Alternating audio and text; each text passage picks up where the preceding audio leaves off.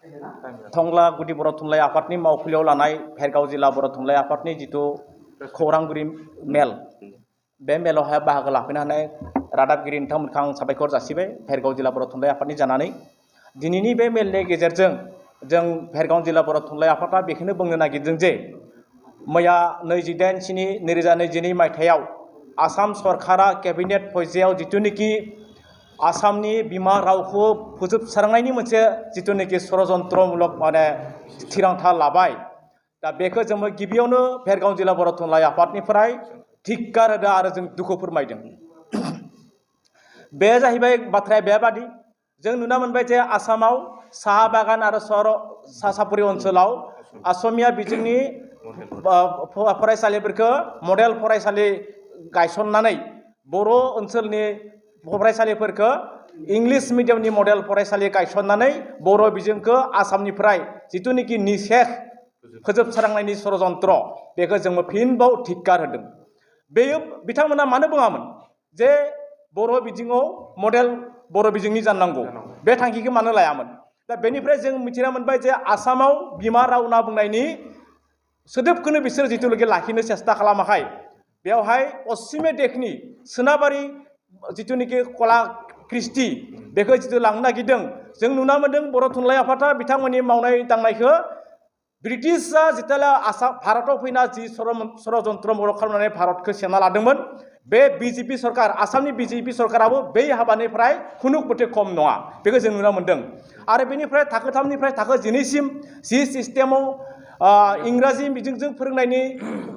लाहार फाहार खालामदों बेखौ जोङो खुनु पद्धति जों गनायना लानो हाया। दा बेनि अनगायै बिथांमोना दिनैनि समाव गुणोत्सव लाना बायदि बायदि सोलोंथाइ बिथिङाव लानानै फरायसालियाव बिल्डिं मोनसे होनो हायाखै सोलोंथाइ बिथिंनि सोलोंनाय आगजु होनो हायाखै दिनै बिथांमोना फोरोंगिरि होनो हायाखै 30:1 टिचार बुंनानै बेनि खुनु आंखाल सुफुंनो हायाखै बिथांमोननि मावनाय दांनाया ब्रिटिशनि जिथुनिखि षड़यन्त्रमूलक भारतखौ सेस खालामनाय बेनिख्रुइ खुनु पद्धति खम नङा। बेखायनो जोङो बर' थुनलाइ आफादा बिथांमोननि मावनाय दांनायखौ जोङो खुनु दिन गनायना लानो हाया। जों बिथांमोना जुदि जोंनि खावलायनाय लेखायै जुदि मैया 28 जुलाइनि जिथुनिखि केबिनेट पर्यायनि थांखि बेखौ जुदि बोखाङाबा जों बर' थुनलाइ आफादा खुनु दिन जिरायना थाया बिथांमोनखौ जोङो गिबियावनो खावलायदों बेखौ उइद्र' खालामनांगौ आरो सोलोंथाइ बिथिंखौ आसामावहाय बर' बा आसामिस बिमा रावखौ लोब लोब थांना थानायाव बिथांमोना मदद होनांगौ जों नुना मोनो। दा बेखायनो जोङो बेफोर माने माबाखौ जिथु माने सरकारा जिखिनि आयेन बा जिखिनि माबाखौ बिथांमोना दिनै दाफुंदों बेखौ बिथांमोना थाबैनो सानखांफिननांगौ आरो बेखौ गोदान माने डिसिसन गोदान मोनसे थांखि लाफिननानै बिथांमोना जोंनि बर' थुनलाइ आफाद बा जोंनि बर' फरायसा आफाद जोंनि हारियारि संगठनफोरखौ बिथांमोना सावरायनानै फोथायनाय लाखिनानै सावरायनांगौ आरो सावरायनानै बेखौ मोनसे मोजां परिबेसनि गेजेरजों जों माने मोजां डिसिसन मोजां मोनसे सलिउसनखौ लाबोगोन होननानै जोङो आसा खालामदों आरो बेखौनो जों दिनै नैबे प्रेस मिडियानि गेजेरजों जोङो आसाम सरकारखौ जोङो दाबि खालामदों। जोङो भेरगाव जिल्ला बर' थुनलाइ आफादनिफ्राय जोंनि बे टंला गुदि बर' थुनलाइ आफादनि डक्टर बासिराम बर' नयंआव जोङो हरखाबै जों थुबुर जादों। जे जोङो थुबुर जानायनि जाहोनानो जाहैबाय जे थांनाय जिथु 20 आरो 22 खालाराव असम सरकारा जा माने माइनुटस दिहुनना होदों माइनुटस आरो माने अर्डार दिहुनदों आरो बे अर्डारखौ मैयासो जों मिथिनाय बायदिब्ला आसाम सरकारनि केबिनेट मन्त्रि बिफानाव बेखौ पास खालामबोदों आरो बेनि गेजेरजों जोङो नुना मोन्दों जे जोंनि बर' हारिनि बर' बिजोंनि मोनसे जोबोद खैफोद बा अलखद लाना फैदों आरो बेनो जाहैबाय जे असम सरकारा बुंदों आरोबाव खुनु माने भेन्सार फरायसालिफोरखौ बिथांमोना मा खालामलिया प्रभिन्सियेलाइज खालामलिया आरो बेयो जोबोद दुखुनांथाव मोनसे बाथ्रा जे गोबां माने फरायसाफोरखौ जायगानि गोनांथि बायदियै रायजो राजाया गाव गावनि थाखा खरसा खालामनानै रायजो राजाया रां खांनानै खेन्दा खांनानै फरायसालिफोरखौ गायसनदोंमोन गोबां खस्थ' खालामनानै आरो बे फरायसालिफोरखौ आसाम सरकारा गावनो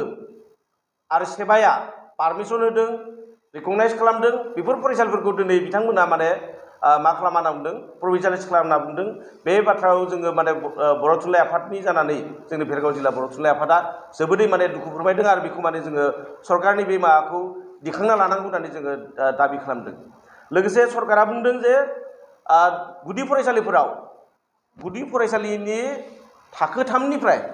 गोजौ फरायसालिनि 12 थाखोसिम मा खालामनो नागिरदों बिगियान आरो सानखान्थि आयदाखौ इंलिस बिजोङाव खालामगोन इंलिस बिजोंनि खालामगोन आरो बेखौ गोनांथि जायोब्ला फोरोंगिरिफोरखौ माने इंलिस माने माबोरै फोरोंनांगौ बेखौ ट्रेनिं होनानै मागोन होनना बुंदों आरो जायफ्रा बेखौ बे खामानिखौ मावफुंनो हाया बेफोरबायदि फोरोंगिरिफोरखौ माने गावनि खामानिनिफ्राय बिथांमोनखौ मा खालामगोन आजिरा होगोन बा बिथांमोनखौ रिटायारमेन्ट भलन्टारि रिटायारमेन्ट होगोन होनना बुंदों। दा बेफोरबायदि बाथ्रायाव जोङो जोंनि बर' हारिनि जानानै जोङो समखिखांनाय मोनदों जे बे माने खामानिखौ मावफुंनाय लोगो लोगो जोंनि बर' बिजोंनि इयुना एकेबारे खोमसि आरो बर' बिजोङा जोबनायनि लामायाव थांदों। दा बेखायनो बे माने थांखिखौबो जोङो सरकारनि हेंथायै जोङो माने जोंनि बर' थुनलाइ आफाद जोंनि जिल्ला आफादनिफ्राय जोङो बेखौ माने गोख्रोङै जोङो सोंखारिनाय जादों जे बेखौ माने बे थांखिखौ माने मा खालामनांगौ जोंनि बर' बिजोंनि थाखाय अन्तत बेखौ मा खालामनांगौ माने दिखांना लानांगौ बेखौ माने बर' बिजोङावनो जोङो फोरोंनाय मोननायनि माबाया जानांगौ आरो बे मोनथाया जानांगौ। लोगोसे आरोबाव बुंबावदों जे बिथांमोना थाखो 6निफ्राय जे माने क्लास 12सिम जागोन आरो बेफोराव गासै माने जिला मा खालामगोन गंबानिफ्राय गंजि माने गंबानिफ्राय 5 खाननिफ्राय 10 खानसिम हाइस्कुलखौ मा खालामगोन बिथांमोना इंराजि बिजों खालामगोन होनना बुंदों। जों नोजोर होदों जे जोंनि बर' बिजोङा दिनैसिम गोबां माने जायगायावनो सरकारि स्कुलानो गैया। जिखिनि गंसे गंनै दोङो सेकेन्डारि लेभेलनि स्कुल बा हायार सेकेन्डारिफोर बेफोरबायदि स्कुलफोरखौ जुदि इंलिस मिडियाम खालामजोबोबा जोङो बर' बिजोङा एकेबारे थांना थानाय नङा आरो बर' बिजोंनि थाखाय बा बर' हारिनि थाखाय बे मोनसे एकदमबारे गिदिर माने खैफोद आरो बे मोनसे जोंनि थाखाय दुखुनांथावना जाथाय जागोन बियो। आरो बे जानानै फैबाय अलरेडि बिथांमोना बेखौ जागाय जोङो मिथिना मोनदों जे गोबां जायगायाव माने MLA बा मन्थ्रिफोरनि माबायाव दैदेननायाव बिथांमोना मा फरायसालिखौ बिथांमोना बे माबाखौ खालामगोन इंलिस मिडियाम खालामगोन बे सेकेन्डारि स्कुलफोरखौ बेखौ बिथांमोना जागाय माने गार्जेन बा मेनेजिं कमिटि स्कुल SMC बा बेफोरखौ लानानै बिथांमोना मा खालामदों मिटिं खालामदों रायजो राजाखौ बुजायदों होननानै जों मिथिना मोनदों। दा बेखायनो बेफोर खामानिनिफ्राय जाहाथे सरकारा जानगारना थायो आरो बेखौ दिखांफिनना लायो जों बेखौ जोंनि भेरगाव जिल्ला बर' थुनलाइ आफादनिफ्राय जों दिनै दाबि खालामदों। आरो बिनिफ्राय लोगोसे जुदि बेखिनि खामानिखौ मावोब्ला जोंनि बर' थुनलाइ आफादा जि माने जोनोम समनिफ्राय 1952 मायथाइनिफ्राय जिखिनि खामानि मावबोदोंमोन बर' हारिनि राव थुनलाइ बा हारिमुखौ फोथांना लाखिनायनि जुदि जोंनि रावानो गैया जायोब्ला गोमालाङोब्ला जोंनि राव हारिया थांना थानायनि बे मोनसे माने बे गैखालिया थारमाने जोंनि बर' हारिखौ माने जोंनि दानि आथिखालनि आसाम सरकारा फोजोबस्रांनाय मोनसे बियो खैसार बा फाव फान्दायनाय होननानै जोङो फोथायदों आरो बेखायनो बेखौ जोङो माने थाबैनो बन्द' खालामनांगौ होननानै डिमान्ड खालामदों। जों मोनसे खोथाखौ नोजोर होब्ला जों मिथिगौ